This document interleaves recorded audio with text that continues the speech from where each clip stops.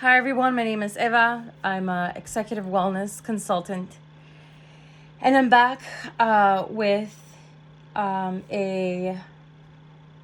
just a simple recommendation of a fruit that you can take or try to incorporate into your diet more regularly, and then we'll get into a testimony, and then the story of Shadrach, Meshach, and Abednego.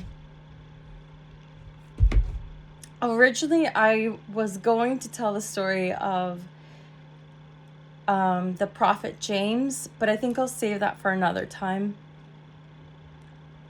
I felt more compelled to tell this story, and it was really confirmed because I was kind of really struggling wanting to tell the story of James. I was getting overwhelmed by the stories of the prophets, and so I like breaking things up so that I don't know, this is how I prefer learning stories. I feel like the novelness and like being able to surprise yourself with new stories is a lot more fun than having to go in chronological order with things. It's just too monotonous, too boring, nothing special, nothing surprising. But tonight, I really felt huge confirmation after I actually walked by and I have this angel in my home, and I kind of really looked at it because this is kind of the story that I wanted to talk about. And after I walked by looking at it, I opened up the book, and then the story of Shadrach, Meshach, and Abednego, which is found in Daniel 3, came up, and there's a huge image of an angel behind three men. I'll show you in a sec. This is the image that I opened the page to after I walked by and saw this angel here. This is the angel that I saw as I walked by, because this was my intent originally that I wanted to talk about tonight. Just a second.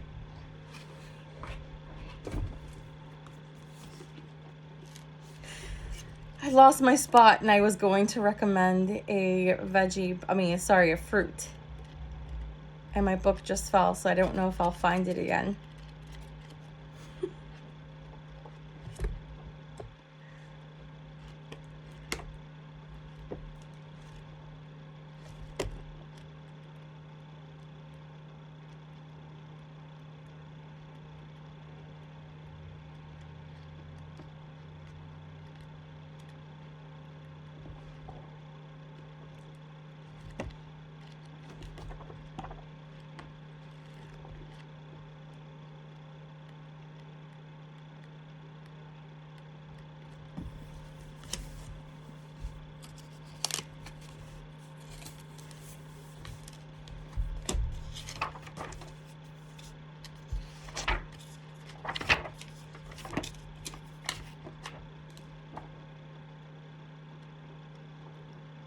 Sorry, give me a second here. I had the page open to what I wanted to share with you, and now the page number is gone, or the page is gone that I had opened it up to. Because again, I opened the book up to a certain page, but I wasn't happy with what I've chosen. So I flipped to the next page, and now it's gone. Let me see if I can find it.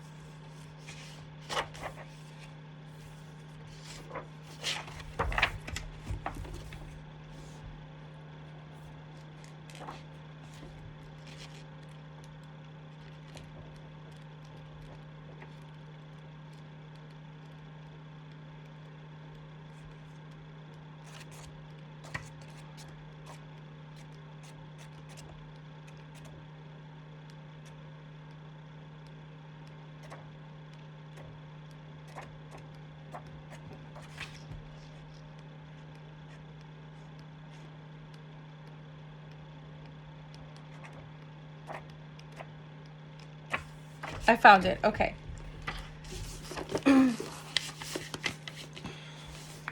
Thank you for waiting. So,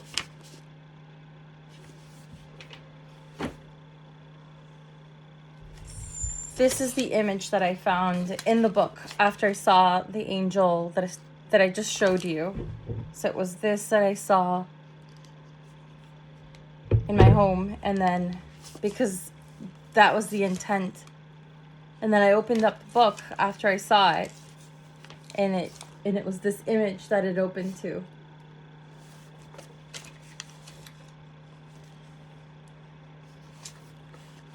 I was doing research on other stories prior to this, but it was kind of like a message or synchronicity that I needed to read this story to you. So that's the image. But so first I'll read to you the benefits of this fruit that you should be incorporating into your diet. And then I'll get into a testimony, and then I'll share with you the story on Daniel 3, which involves these 3 characters in the Bible. So the recommendation to incorporate into your diet, if you can, more regularly are raspberries. We all know what they look like, but for those who don't know, that's what it looks like. It says the leaves from the raspberry bush are used to make a herbal tea, often taken by women in the last weeks of pregnancy to promote an easy birth. Raspberries grow best in rich, moist, well-drained soil and prefer a sunny position. The uses are, it's used for, use raspberry leaf tea as mouthwash for some mouths, for sore mouths, sore throats, weak gums, and mouth ulcers. Raspberry vinegar can be taken as a gargle for sore throats. And the recipe at the bottom here says, fill a large jar with fresh raspberries, just the fruit, cover the cider vinegar in standing cool place for 2 weeks. Strain and store in clean bottles. As a gargle for throats, dilute the vinegar with 2 parts of water. So that's a recipe that you can use for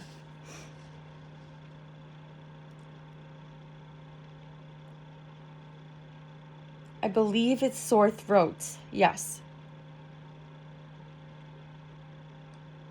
Yeah, it's for sore throat.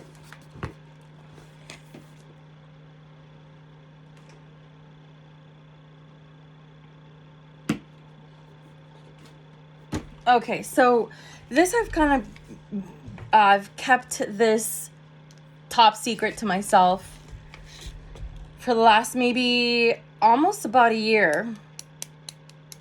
And it was a synchronicity that happened last March, towards the last week of March. I came across a video of this person talking about the Bible. I thought they were Mormon, but they were not. They were fully Christian. And it was the last week of March, and it was very close to April. It must have been a few days before April. And it must have been like March 28th or some time around there. And I came across this video of this person talking about the Bible in his car. He went on and on for 10 minutes. Didn't think much of it. And then I had a dream.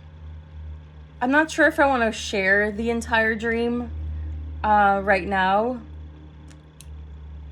but there was a huge synchronicity that happened. I didn't know I had this ability to kind of have dreams about people and things that would come up in the future, or kind of like this strange synchronicity that my dream would link up to real life.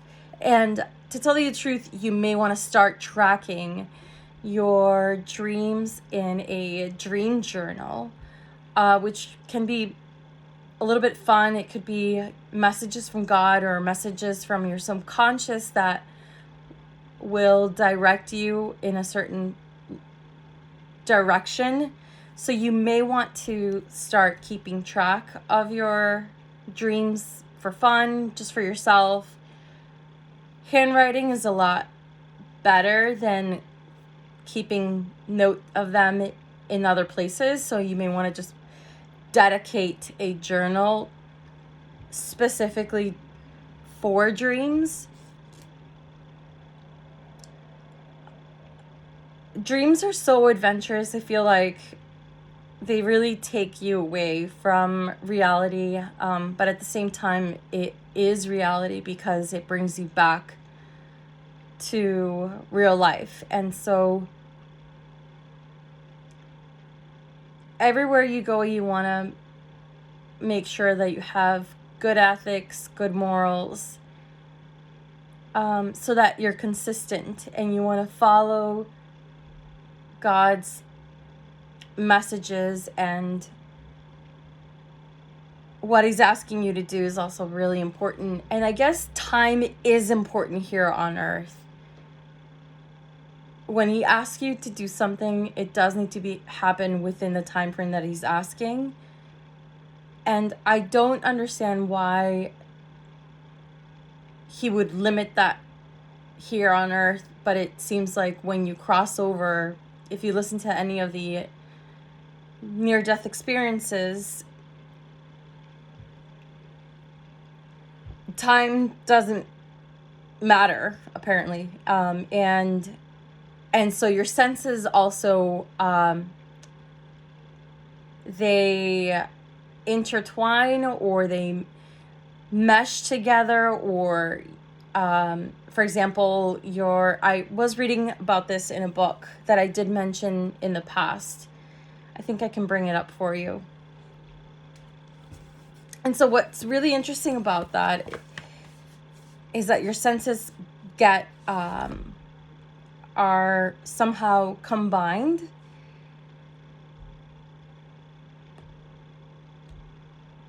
So for example, a certain color you would be able to taste.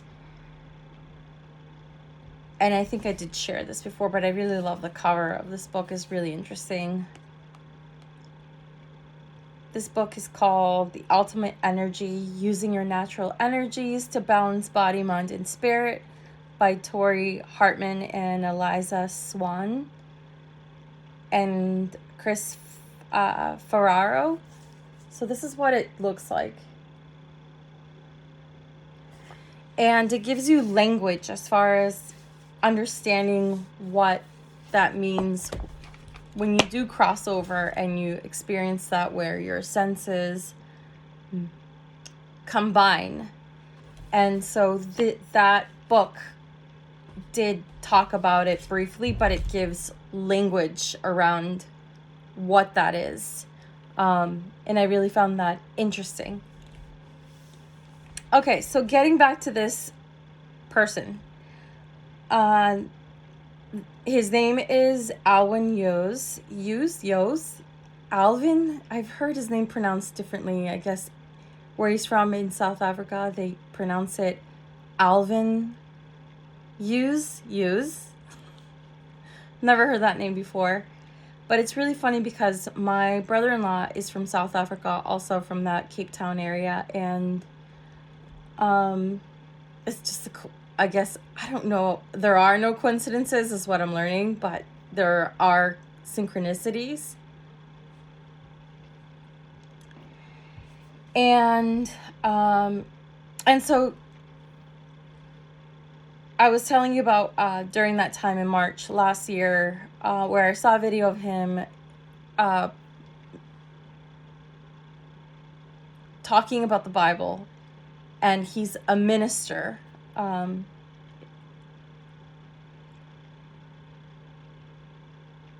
So I saw one video, and then I think the following day or a couple days later, I had a dream about someone that was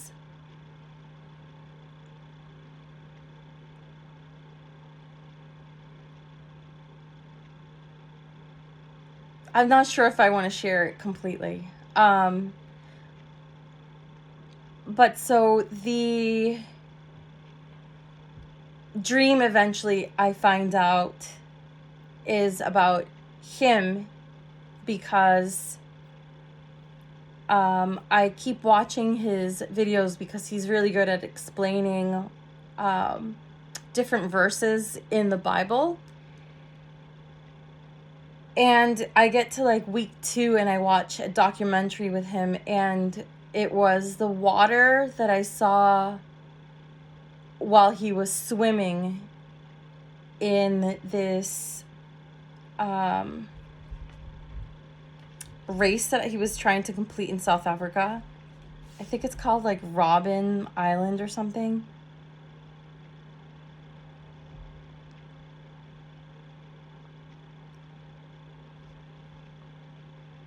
Robben Island, South Africa. He swam, I don't know, I guess like 8 kilometers. But it was the water in my dream that I associated with him swimming in pitch dark water. And I remember the bubbles and like the dark ocean. And so I put 2 and 2 together, and I knew that it was that my dream linked up to him. I feel like it's too vague, and I should probably tell you what the dream is about so that you can see that it was about him, because I only put 2 and 2 together after I watched his documentary. And after that time, there were further synchronicities where I would have conversations with my father about verses in the Bible, and then he would repeat them the following day about a conversation that I had with my father about the same verse the following day. And I kept track. There was like 11 instances where there was too many synchronicities to know that there is like a telepathic connection between what I would say and what he would end up guessing, that it was too aligned for it to be too much of a coincidence. It was more of like a synchronicity. And so the other instances were, one was a verse from,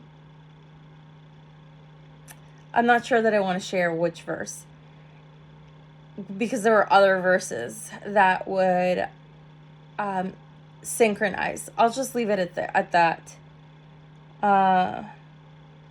I do have notes here that is really funny because it's just like, it's too much of a coincidence. And I did share my dream on one of his platforms that he requested, and I think he was a little bit shocked to learn the dream that I had, because it was so vivid, and my dreams are typically very vivid. It's like I'm living a different life.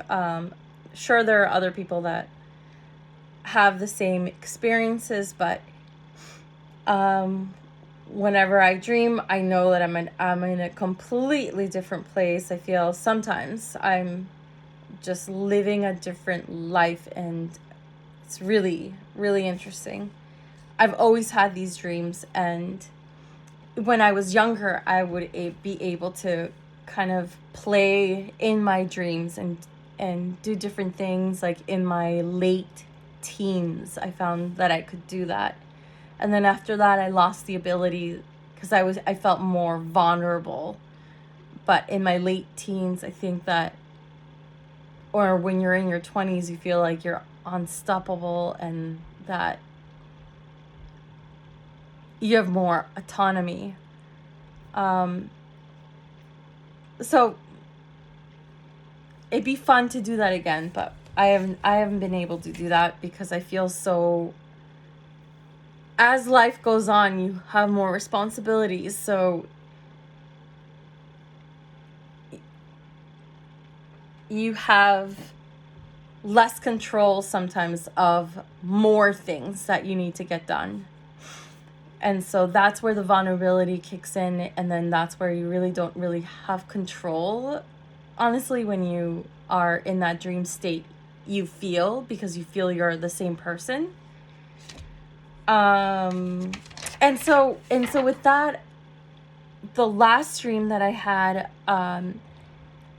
about this person was where I was skydiving with two other people, and for some reason this angel,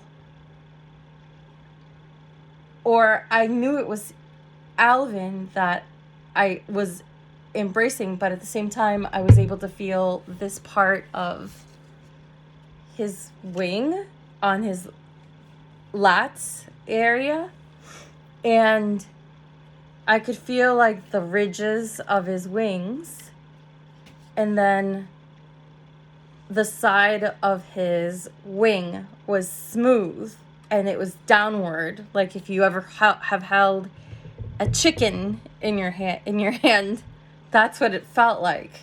So I could feel the ridges from the wing, and I could feel the smoothness from the side of the wing as and we were like floating off, like a foot off the ground, and I kind of felt like maybe he had caught me after I jumped out of a plane, and I was like 1 foot off the ground. So maybe it was like a symbol or a sign that he kind of just swept in and saved me from something, catastrophe or whatever. So that was another dream that I had back in maybe November. Yeah.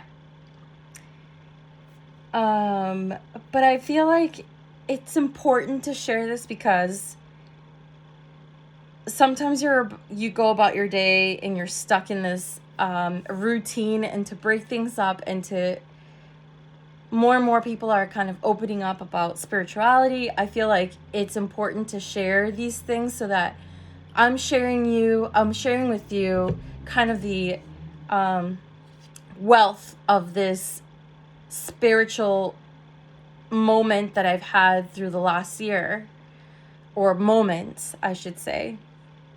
And I would invite you to go and meet with him. I think he's very kind, and I wouldn't want to rob that from you. I would want to invite that richness for you, that blessing, where he does have a connection to God, and so I would look into possibly going and visiting one of his events that he sometimes has. He's also coming up with a book, which coincidentally I just remembered now that for some reason, if I tried looking for the exact verse, and this came to mind as I was reading it to you in the videos, but I just didn't say anything, and this is why now that I'm sharing this with you, it's kind of like my guilty conscience that I should have shared it with you that time that I thought of it, but I felt like it may have been too distracting. Or I wasn't sure if it was like the right time to share it with you. But his book is called Speak Lord. And I don't know if you noticed in the last 3 videos that I created, it was right after I had finished the rosaries. I did say those words that I read in the Bible from the last 3 stories. I'm trying to find where I said that, but I'm certain I said the words. And I said it twice. And I said, "Speak, Lord," from whoever was saying it in the stories in the Bibles that I've mentioned before. And it made me think of the book, but I didn't mention the story because I wasn't sure if it was the right time. Sometimes Alwyn, however you want to pronounce his name, I don't know the correct, or maybe he can correct us through his videos. He actually does do that, where he gets a message and he waits a few days before sharing it, asking God for confirmation through signs here on earth to see if it's a good idea to share what he's experienced or the message that he's received. And I think it is important to wait. For example, me, I've waited almost a year to share this with you. I wasn't sure if it was a good idea. And the reason why I'm sharing this with you is because I feel like I've met a real life angel on earth. So you're missing out if you're not having gone and met him or watched one of his videos or have come across one of his messages, because those are messages from God. So he's part human, part angel, I guess you could say. And if you've ever wanted to meet an angel, that would probably be your opportunity to go and meet him or watch one of his videos to kind of receive that blessing through his videos. And then I've also received another message through another dream where I guess the message was that he and I were kind of like twins. But I don't know, I don't want to say what led me to that, because the way that I interpret it is probably different the way that you interpret it. So, but to me, the message for me was that we were twins. So I've always dreamt to possibly aspire to be like an angel and just share everything I know, because I think that we're here to love each other, and I want to share as much as I can so that I can share the spiritual wealth that I know. So for when you cross over, because our time here on earth is limited to just about 100 years. After that, wherever we're going, wherever it is that we're going, could be eternal. So I feel that my job is, and I'm embracing myself because I want to make sure that I'm doing the right thing by sharing this with you.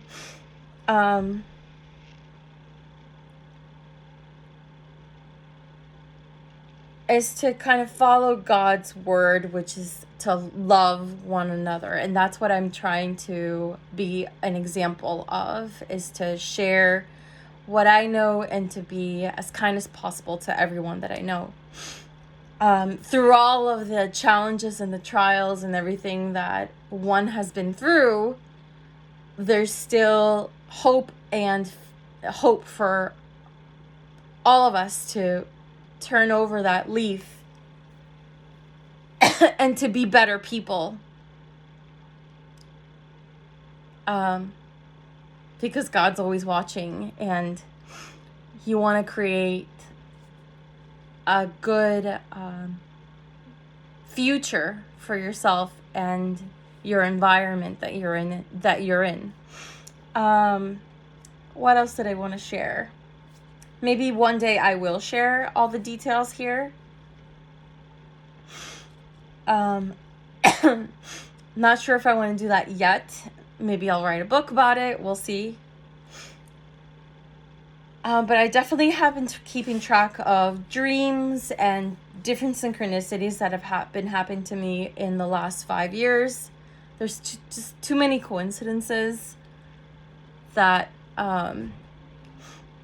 lead me to believe that there is something else other than what we see here in the 3D, which is very exciting because that gives you something to work towards, that you're not only here just to kind of like walk around like a zombie, but to actually contribute to the society in a positive way by having good energy and having good intentions and sharing the knowledge that you know to help and love people. We are civil people. That's what I was taught through the professors and teachers that brought me up here in my city. And because I spent my waking hours and they spent their waking hours with them, so I basically see them like people that brought me up. So I am half of them, mostly them, because that was my environment. That's all I knew. And I was also surrounded by students who had the same collective thinking of sharing and being kind and being ethical and having good morals. And I want to share that with everyone. What else about this? Yes, and so he was in a car accident and it was not his fault. You know, things happen.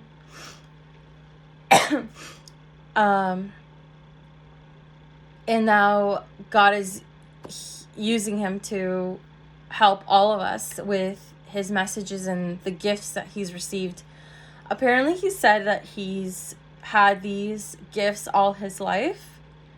And I feel like this was a turning point for him, that he knew he needed to use his gifts towards helping people. And I feel like if he never would have had that accident, he wouldn't have been able to meet all the people that he's met and heal all the people that he's healed through his words, through his good energy. I know sometimes he goes up to people or they come up to him and he puts his hand out and kind of sends his good blessing towards people, which is really comforting, because all of us do have that ability to do that. I was in a previous relationship where his mother and him, well, his mother mostly and his family were in a religion called Spirita. And in that religion, Spirita, he's Brazilian,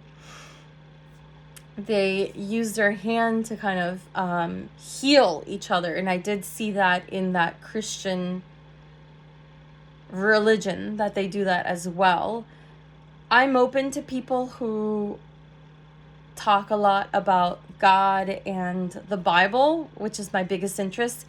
And quite interestingly enough, I've been able to connect with more Christians as opposed to Roman Catholics through stories about the Bible, because I feel like more Christians are more connected through the Bible and have this unwavering belief. But as I feel Roman Catholics do as well, or Catholics in general.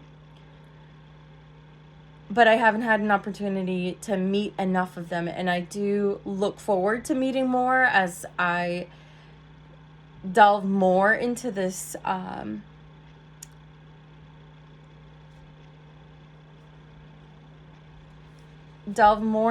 religion and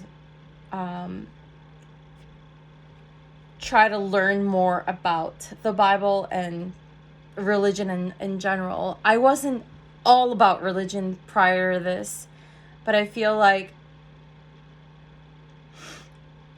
I've been dragging my feet into the ground, not wanting to do this for a really long time, because it's just something that we went to church every Sunday, and that was something that was taught, but I'm learning that it is best, since I never really knew that I had the ability to connect through dreams. And I've been told by people who are very well connected to the spiritual realm that I've always been this way, and I felt like I was, but I never really kind of opened or awoken that space or that area of my intuition or consciousness, you want to say, because I feel like it is some sort of energy that you can learn or read into. But I never wanted to talk about it unless I knew there was confirmation from God and I had more information about the Bible, and there was something messages that I could share with you. And I've done maybe 5 years of kind of going back and forth if I really actually wanted to get into this, and it's been really a debate really within myself. And it's really not a good thing that I would keep this to myself, because then all of you wouldn't be able to benefit from it. And because I'm being open about it, you are able to learn from it, and I'm able to share what really is truthful, or what I've experienced that have been synchronicities and confirmations from God. And anything that I share, it is confirmation in things that I know that are that come from God. And I had this awakening maybe 11 years ago that I knew things would be different. But then 7 years ago, about 7 years ago, or maybe a little longer, maybe 7 years ago, I had like a more of a closer awakening. And then within the last 3 years, it was just synchronicity after synchronicity. And then this past year as well, it's just like more confirmation. And then God would say, like, what more? How many more confirmation? How many more years do I need to kind of get you to share what I know, so that people can feel comforted that God is real. Apparently he's coming back, according to the Bible, in the last book that I read to you, in the Revelation book. And it is quite comforting, but I wanted to follow the rules and understand how it is that I could share all of this. And I'm still a newbie to this, because I want to learn more about the Bible so that it is more, it's more consistent with the messages from God and what I've learned and the Bible. And so with all of that said, I hope that this serves someone, this helps people that really kind of need miracles to happen to them. If you need further miracles, I would go to the places where Mary has been found, or she's appeared, or these apparitions have happened. For example, in Lourdes, France, there's been over 70,000 miracles, but only 72 of them have been recognized by scientists and medical physicians, and they've kind of combed through each one. There's been, I think they say, maybe 300 of them that look at each case. Of those 72 that they can say these are actual miracles, and they can't scientifically or clinically explain why these miracles have happened, and these people are cured just out of nowhere. And it is through the strength of God. But it has to be a combination of your faith. It has to be the intensity of the sun, like your faith for God, and to be healed, it has to be the same intensity. And God will work through you, but you have to be open to open up that space and surround yourself around people who already communicate with him, and then you'll feel the energy and want to heal yourself or heal whatever part or help to heal your family or your friends.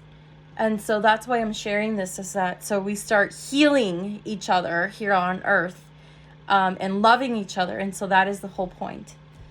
Not sure if there's anything else that I wanted to share here. I just want to say that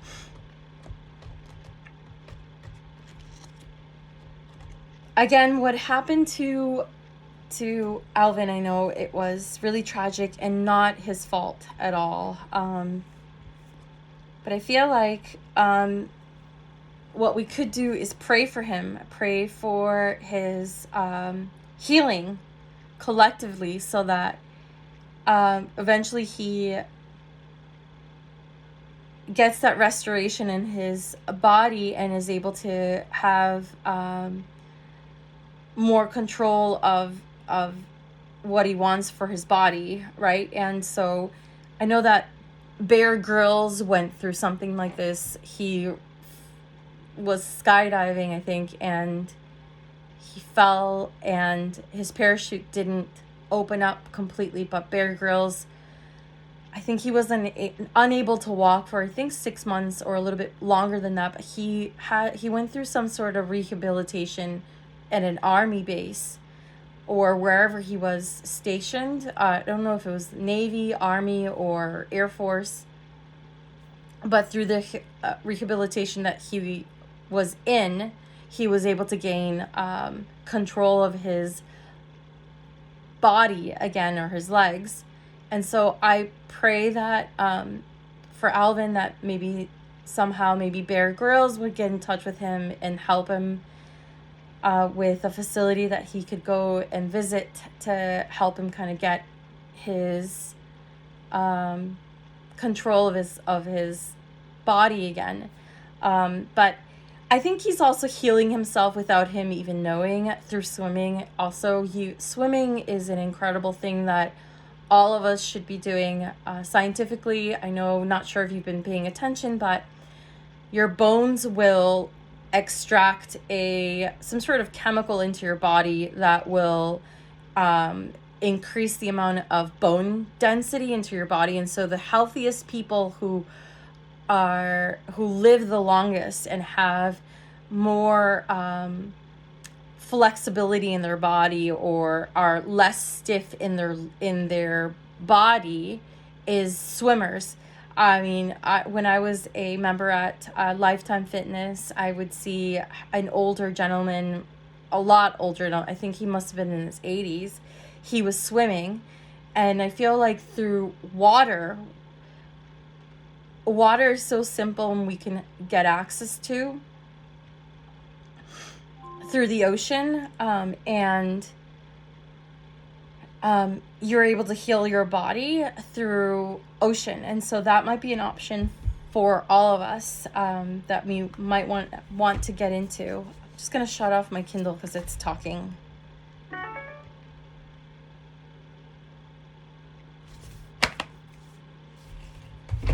So again, something that you can do to heal your own body is to swim in water.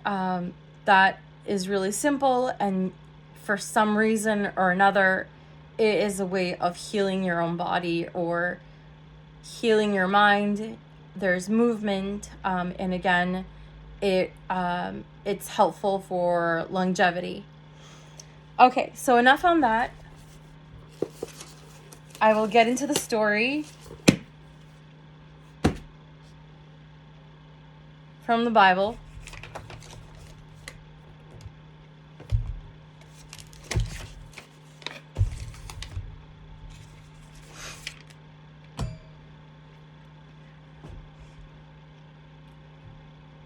Okay, so this is a story found in Daniel 3. This is Shadrach, Meshach, and Abednego. I think that's how you pronounce all three names. I've already shown you the image, but I'll show it to you again. That's the angel. Those are the three guys in a furnace. That's a king involved. And that's a statue. And those are soldiers, I guess, at the bottom. So I'll sum up the story just because I'm not sure that I want to read the entire story. I'm having deja vu as we're saying this, actually. I don't want to read the entire story because I think I don't want to bore you to death. But the premise of the story is these three gentlemen who, not sure if they were high-ranking or possibly having to do with,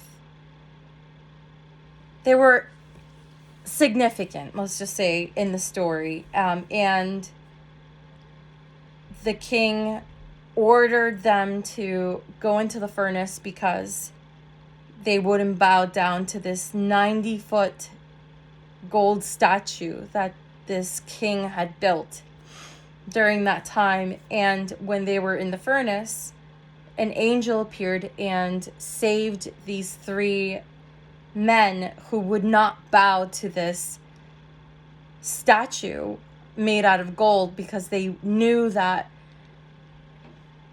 that's part of the first commandment, is that you are not allowed to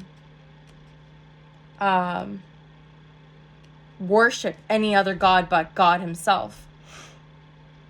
And so they were ordered to go in the furnace, and this angel appears and they're saved and nothing happens to them. But there's other soldiers that follow them into it. They fall in and they die. And the king is surprised. And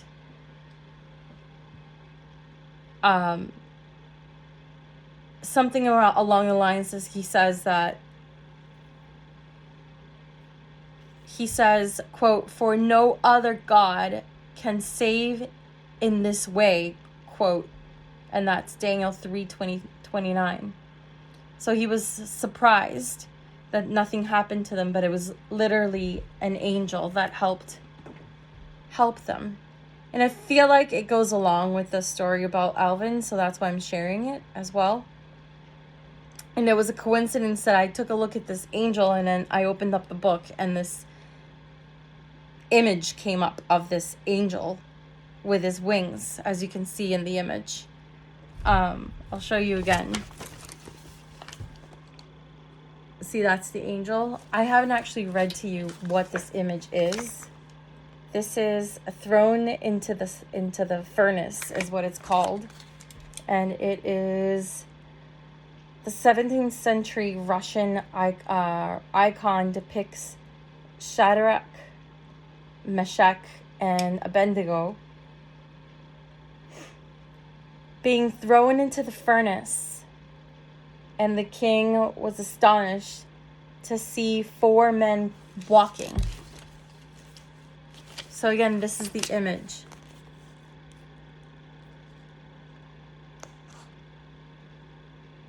It's very beautiful. I would recommend buying this Bible if you can. It's available at Barnes & Noble and on Amazon. I bought this in the Wellesley store in Wellesley. But it's also available at Barnes & Noble. They've got copies at hand that you can go and get. It's absolutely beautiful. Like, this is incredible. The images and paintings in here, and the facts, it's like gold, the whole thing. I meant to show you an image of what it looked like for the angel when he appeared in the furnace. So those are the three men, and that's the angel that saves them, and nothing happens to them. So let me just read the story now, that you have like a general sense on what it is. Okay.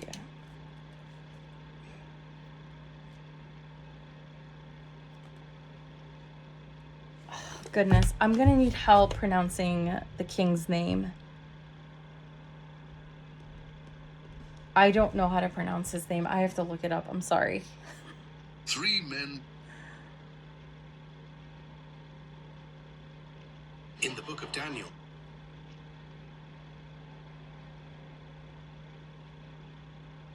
Is reduced to living like a beast. This is the story of King Nebuchadnezzar, who's King Nebuchadnezzar. So Nebuchadnezzar had a large gold statue built on the plain of Dora. The statue stood 90 feet high and almost 10 feet wide. The people took heed, and everyone fell down and worshipped the image of gold as soon as they heard the music. So everyone was told that they needed to bow down. I'm not reading the whole thing because I think it's too draining, and it doesn't add to the story. Let's see. The men, however, these are the 3 men. The men, however, stood firm. They refused to bow down to the gold image, explained to the king that his threats had no hold over them because they were thrown into the furnace. Their God would save them, and added, quote, "But even if he does not, we will not serve your gods or worship the image of gold." That's Daniel 3:18. The soldiers who led the 3 friends were killed by the fire as they approached it, and Shadrach, Meshach, and Abednego fell into the furnace. The king leapt up in surprise, asking, quote, "Weren't there 3 men that we tied up and threw into the fire?" Daniel 3:24. He told everyone to look into the fire. There were 4 men walking around within the fire, quote, "and the 4th looks like a son of the god," end of quote. Daniel 3:25.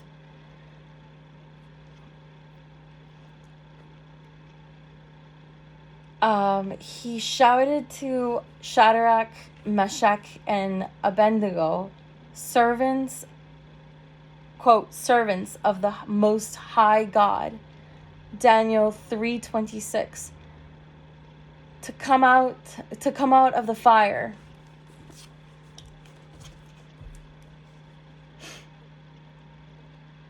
The men stepped out and were seen to be untouched by the fire. The king praised their God and decreed that anyone who spoke against him should be killed.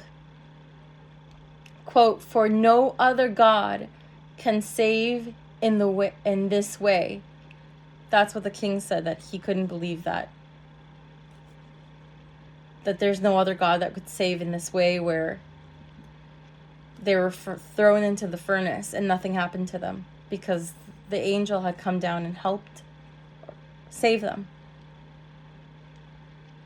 And that's in Daniel 3:29. So when you follow God's order, God's rules, God's commandments, He'll always be there to back you up. You just have to make sure that you are following His rules, and that you are being kind, and that you are making an effort to, and He'll know your efforts, whether you're making an effort or not, or what you're doing. So it's best to follow what He's asking in the Bible, and He wants an intimate relationship with you. He wants to help you. through anything that you're going through, he has the answers. He has answered them for me, but for me, sometimes it's not that I'm stubborn, but I question it, and I ask several times before doing things, because I'm very cautious and I don't like doing things that are not rational, and they need to have logic. And the more that people have been speaking about spirituality, and the last 3 years, I've understood that more and more people are more open to these conversations through the near-death experiences that people have had, and there have been thousands documented on YouTube, as you can see, that you can just search for it and you'll find them. And this has been happening for the last 40 years, but nobody would come and talk about them because they were all possibly ashamed or scared, or, you know, felt like they would be afraid what other people would think of them. But others have stepped up and have been open enough to talk about these things.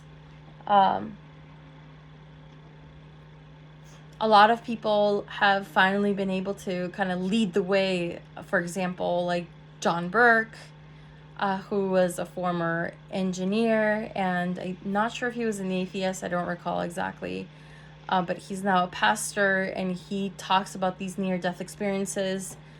And same as Lee Strobel, he's another person that was an atheist, full-on atheist, and so full-on that he wanted to take on and prove that there was no God. And he ended up finding out that there is God, and that there's an overwhelming 24,000 pieces of evidence to share that, to show that the facts in the Bible actually did happen. So Lee Strobel is now a pastor, and so he knows about near-death experiences, and I feel very excited because I feel like there's more of a collective thinking now, and we're going to get closer to meeting God face to face, and seeing his love more than anybody else's here on earth. And so that's what I'm hoping for, that we're all able to experience his love. And you can actually create that love here on earth with your family.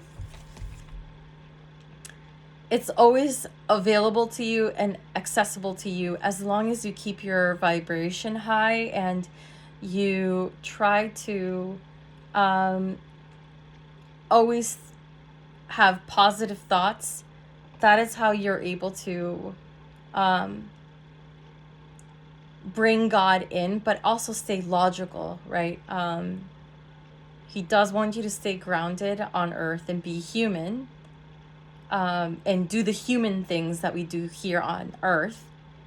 You know, we have our jobs, and it's important to be respectful to the laws here on earth, to follow the laws. But it's also important to keep that open communication with God. And you can also do that with fasting here and there, which is what I've learned recently. A lot of people who channel him in, that's another secret that they do, is where they fast for a certain amount of time, not forever, of course. They fast for maybe in the mornings, I think it is, that they do. They fast throughout the week, they fast, but they definitely have actual meals every day. They eat maybe once a day at least, but they consume a lot less, because I think it's really bad when there's gluttony, I guess the word is. You don't want to overconsume in things, And that's what we want to move away from, is these addictions that we all have. We're not all perfect, and we're all trying to work towards things. We all have things that we use as pacifiers, but we want to make sure that we are more like God, and hopefully people will lend us a hand at being hospitable and towards us, which is what God intended, where he would send out his disciples out with nothing on them but their robes and their belts made out of rope and their sandals, and then he would just send them off to create miracles in the world, and he would have faith that people would put a roof over their heads and feed them, and these apostles really lived on the basics, and having a simple life. And you don't necessarily have to do that. I think it's just about having a balance and understanding that in this world we could all try to feed more mouths as much as we can, because not all of us are going to want to or be able to get up to certain rankings, and all we need is a bite of food in our stomachs to kind of take us forward one more day. And if God sees our generosity here on earth for those people that might be struggling, he'll send us more blessings. And the blessings that are coming to us, we don't know about what they are, and they're probably so magical that when we receive them,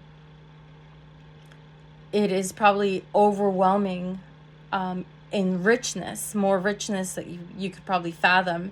And so it's important to give as much as you can, because that could be given back to you 100-fold. So it's important to be generous as much as possible, and to forgive, and to forgive as though people,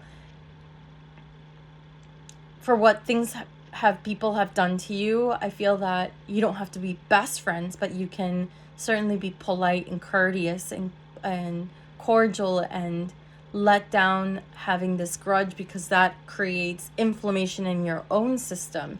So as soon as you forgive, you're actually healing yourself as well. And so I think with that, I think I've shared enough, and I've been talking to you for the past hour, so I think I'm going to cut this Bible as much as cut this video. I've been talking for too long. I need some water.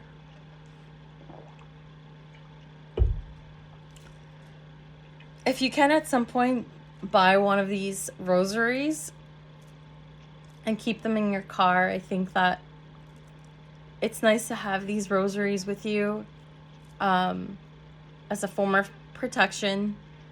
And it is used by priests to protect you from demons. So buy as many as you can and give them to your friends, or keep them around for your family.